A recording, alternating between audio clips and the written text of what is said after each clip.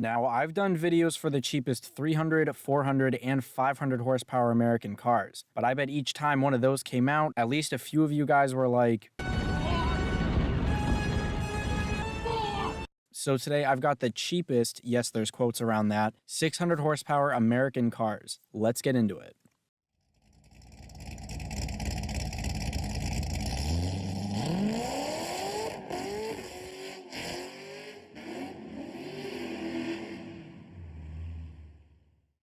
For anyone who's seen my other videos, sorry for repeating myself, but the prices for these cars are no BS prices. They're based on averages for real listings I've found on the market right now, and I say this because I see too many lists where people are like, number 3, the C7 Corvette for 30 grand, because you can't find them for that, and every time someone says it, I'm yelling at my computer like, liar!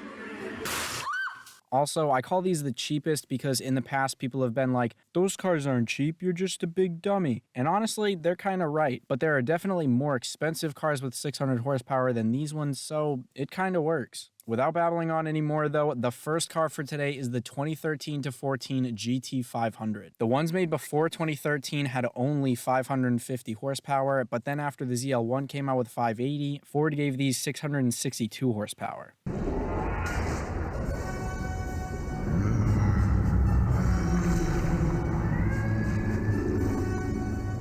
Always a bigger fish.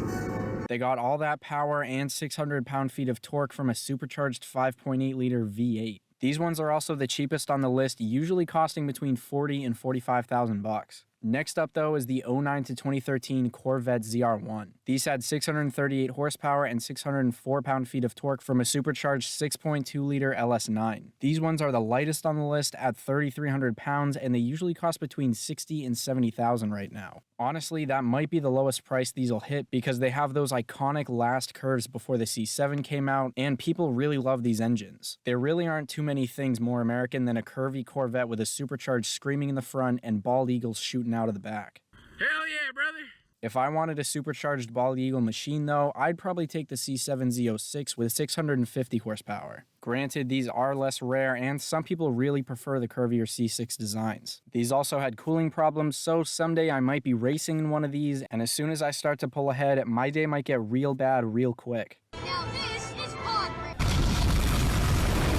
Even with all that though, I definitely prefer the C7s. These had supercharged 6.2 liter LT4 engines, weighed a little over 3,500 pounds, and seem at the moment to mostly cost between $70,000 and $75,000. By this point, if there are still any Mopar fans watching, I know you guys probably feel a little left out, and maybe you want to see a Hellcat on here, but with 700 horsepower, I just couldn't add it. They ask you how you are, you just have to say that you're fine when you're not really fine, but you just can't get into it because they would never... I do, however, have the 08 to 2010 Viper SRT10s with 600 horsepower from an 8.4 liter V10. They're also almost as light as the C6 ZR1 at a little over 3,400 pounds. The fifth car for the list is the 6th gen Camaro ZL1 that came out in 2017. Even completely stock, these, in my opinion, are one of the meanest looking American cars. A couple weeks ago, I had one of these driving behind me, and every time I looked in my rearview mirror, I was like, Lord have mercy, I'm about to bust. They have the same engine and power as the C7 Z06, but they cost a little less at around 59 to 65 grand. So now there are 2 cars on this list with LT4 engines, but I'm not done there.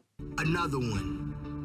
Another one. Another one. The third car with the LT4 engine is the 2016 to 19 Cadillac CTS-V. It does have the LT4, but with 640 horsepower and 630 pound-feet of torque. These are definitely heavier though, at around 4,100 pounds, and they usually cost between 59 and 65 grand, but with that price, you're getting the best of both worlds. This is the perfect car for when you have to pick up your kids from a 6th grade basketball game, and when they start mocking you and calling you old and boring, you can tell them, I've suddenly remembered why I don't like talking to you. Then drop them off at home and head straight to the drag strip for some much-needed you time. I've heard some people say these are a little boring looking, maybe just because it's a 4-door, but if you've seen these with any exterior mods, especially the ones in my exterior mods video, you know these can look really good. And for the final car today, we have the 2013 to 2017 Dodge Viper. To get the numbers out of the way, these had 645 horsepower and 600 pound-feet of torque from an 8.4-liter V10. They weighed around 3,400 pounds and are the most expensive one here, usually costing between 90 and 100 grand. Although I know there are definitely American cars that are cheaper with more power and better performance, it's so hard to beat the crazy feeling from even seeing one of these. Especially with a modified exhaust, these things can sound unbelievable. Now, when I say that, you might ask if I'm encouraging people to modify their exhaust, and to that I say,